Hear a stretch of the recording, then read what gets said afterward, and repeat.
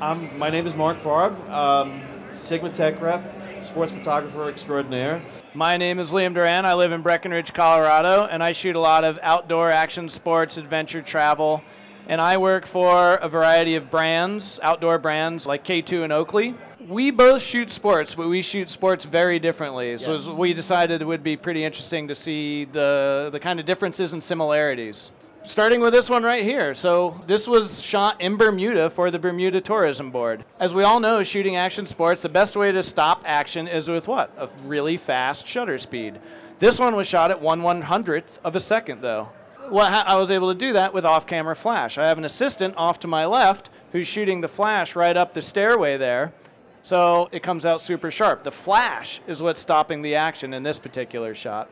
Now, before we go any further, I mean, obviously we want to talk about lenses, we want to talk about technique and how we do what we do, but safety is the most key thing that we need to talk about because the conditions that we shoot in, the places that we go, where we're doing things, you've got to be mindful of any and everything that's going on. This is a shot we just got a couple weeks ago, actually, out in the Colorado backcountry. I shot this with the 14-24. It's a nice wide-angle shot. It's a storytelling image, shows you where you are and what we're doing. So going the opposite tact, again, early morning light is fantastic, but how about when you have no light left? This is 9 o'clock at night in the desert during an off-road race. I'm pushing my ISO to 11,400 on a crop sensor camera with a 50-100 that I can actually open up my aperture a little bit. As you can see, there's a little bit of noise in there, but the fact that I can shoot that high and that sharp, this is a go-to lens for a lot of things for me on the crop sensor cameras. For those of you shooting inside sports, boxing or in a gym, you're working with very little light, if any light. I mean, basically I'm working with fluorescence. So this is all camera and lens.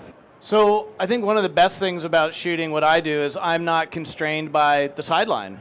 For this particular image, I have this gentleman here is a 3-time national champion mountain bike racer. This was shot with a 7200. So I'm just zoomed all the way in at him. I think I'm probably at about 200 there. So I'm chasing around professional athletes at 12,000 feet above sea level. So I'm an actual active participant. I don't just watch the sport, I'm actively doing it. And I'm actively doing it with the full camera pack on my back. Which leads to the next one where you have the short fat guy standing on top of the hill. This is where I shoot from on the course. Motocrossers are narcissists. They love having their pictures taken, so they know that if they come through and they hot dog and they pose properly, they're getting some really killer shots because there's a guy out in a parking lot that's taking the images and printing on site. But again, I need to be close and personal in order to get what they're looking for, so we're right in the heat of the action. And even when I'm shooting the off-road stuff myself, I'm shooting on the track. This is actually during a qualifier, and I had the opportunity to work with a new lens when it came out, the 500 f4. I had a window of 1 to 1.5 seconds to get my framing and get my shot. So basically, I was able to pull off about 9 frames before this truck was out of where it needed to be. I've got some cool creative images, but basically, in order for the marketing team of the guy I was shooting for at the time to use the images, I needed marketing shots. So I'm right there. These guys can go get squirrely and lose their line, and I'm in the line of fire. So you've got to be really careful. So safety is huge. And I've been on this track where trucks have lost completely and rolled because he missed the turn. And there were 7 of us. We didn't know which way to run first. So luckily the guys got out, flipped the truck over, shook it off and kept driving. So they were able to keep racing. So this is an interesting shot for him and for me. There's two major things going on here. One, he fell out of his boat. 2, if he goes beyond this pool here, just past that is a big gorge, and it's choked with trees and rocks, and if you go into that gorge, you're not coming out. So safety-wise, we have 2 people with throw bags here. A throw bag is basically a rope that they can throw into the water and rescue the guy out of the water, which they did, obviously. The second thing that's going on here is I am actually tied off. I have a rope around my waist, and 2 guys behind me have lowered me, cantilevered me over the cliff face. So I'm leaned out like this, and then when I'm done, they just whoop, pull me back up.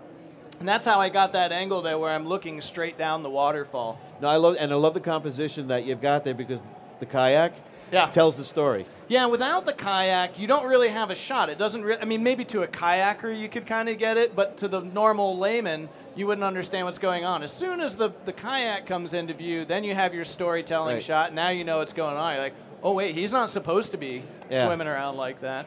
And this is what's in my bag every day. This is all the safety gear that I go in, just for ski, not for mountain bike or anything else. But I have my camera, and then I also have a 12-24 or 14-24. I have a 7200, and I have a 2470. In addition to that, I have all my snacks. I got food, I have water. So I have to do all the same thing as the skiers, but with a 35-pound pack. Again, my 50 to 100, I love this lens because it gives me some working distance, but also I can be right in tight with what I need to do and track them through the turns and through the jumps. You know that you're close enough when you can actually smell the exhaust and you've got dirt coming off the bike hitting you. Now this one actually, this gets kind of fun. We're getting ready. You can see there's a photographer sitting on the side. I'm actually on the other side of him, and I'm not tethered in. I get to get up and move around. By the way, 5D Mark IV with a 15mm fisheye lens there. The trigger, the thing that you see in his mouth, that's a trigger. That little optic that you see there is his line of sight, so where he puts his head and looks at, that's what he's actually photographing. These guys are Army Rangers. They're prepared to jump at 40 or 50,000 feet with oxygen, Halo certified. So when they step out the door, they're ready to go to work. These are the two killer shots. So of course, getting the thumbs up, ready to rock and roll. So he comes running through the aircraft to launch himself out, and I've actually got 4 of the jumpers stacked in the image, if you look at it carefully. Sometimes you're on top of the action and sometimes you're right underneath it. So again, this is what's so cool. You get to do this on the track, it sounds like, but in football and baseball and whatnot, you can't do that.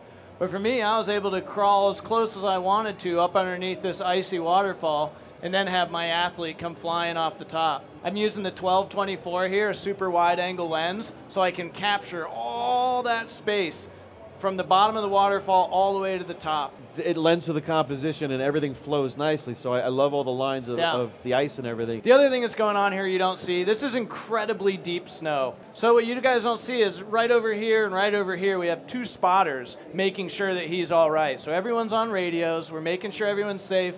Then he comes down, makes his turn, flies off of this cliff and lands down here somewhere. Yeah. But it's not as loose as it looks here. There is a lot going on behind the scenes that you can't quite see. And then go in the other tact where I'm using a 500 F4, compress everything, so as the guys are coming out of the tunnel, I can show the intensity at the beginning of a game. And another underdog, the fans are sometimes more entertaining than the game, so you've got to be able to turn the lens around and utilize the tools to capture all the action, whether it's on the field or off the field. That's the name of the game. It's tell a story, show what's going on, use the tools for what you needed to do. Sometimes you'll go a landscape shot, and it's okay. But if you actually turn around and crop it or reposition it or rethink about it, being able to go back and work with it a little ways afterwards, you can make it more impactful. This is pretty entertaining. I almost never shoot my wide angle lens just kind of standing here. I'm always down low in the snow, or I'm crawling up onto a rock, or I crawl up into a tree, or I shoot through branches on a tree to frame up a shot. In this one here, I'm actually underneath a rock. And the way I positioned it, he's over the horizon line, so that kind of really tricks your eye into thinking he's much, much higher than he is. So that's how I use a super wide angle lens in sports, is I get down low and I can really exaggerate the perspective.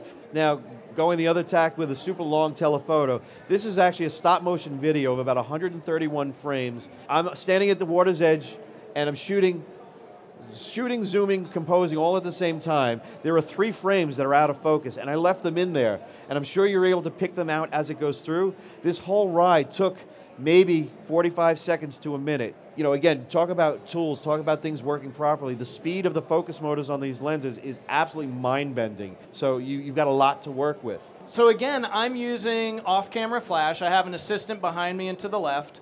Now I'm panning with the athlete. So I'm using the optical stabilization of the lens, so I'm shooting at, 1/100th of a second, so the background blurs and gives a feeling of speed, but he is sharp. So that's just another way that we stop action, just a different technique and a different style. All right, after a winter of really extreme skiing and seeing all these avalanches, it's really nice to decompress. Again, I'm down low to the water, so I get all this nice blurred out of focus area in front of her. She's tack sharp in the middle, and then it all blurs out behind her. And that was done on purpose so that we can lay in all the copy and all the text for the magazine to sit in here. It's not distracting. The focus is all on her. We know where she is. We get the feeling of the environment, but it's not so sharp that it's distracting. Very cool. And then with that said, last shot of the day, make it count. Thank you. Thank you.